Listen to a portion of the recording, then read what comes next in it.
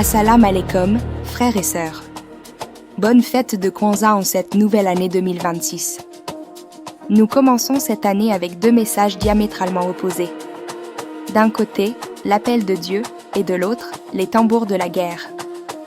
Dans son message intitulé « Hors démonstration of love for the New Year », l'honorable ministre Louis Farrakhan nous rappelle que le nouvel an ne doit pas être une simple fête. C'est un temps de réflexion et de prière. Il nous pose cette question brûlante, aimons-nous vraiment notre peuple ? L'amour n'est pas un mot, c'est un devoir. Il nous met au défi de sortir de notre confort pour aller vers nos frères et sœurs dans la rue, ceux qui souffrent, pour les relever.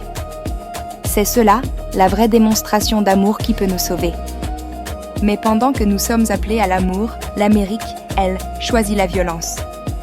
L'article du frère Brian Muhammad, America is beating the drum of war, nous révèle une réalité terrifiante pour 2026. Le jour même de Noël, les États-Unis ont mené des frappes aériennes au Nigeria, sous prétexte de combattre le terrorisme, une action contestée par les leaders locaux.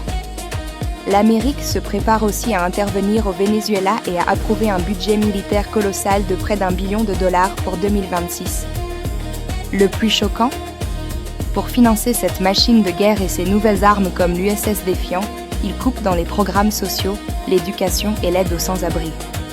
C'est une guerre sur deux fronts, à l'extérieur contre les nations et à l'intérieur contre les pauvres.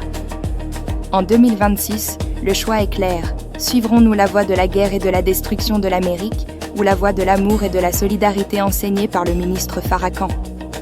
Pour approfondir ces sujets vitaux, sur finalcal.com. Assalam alaikum.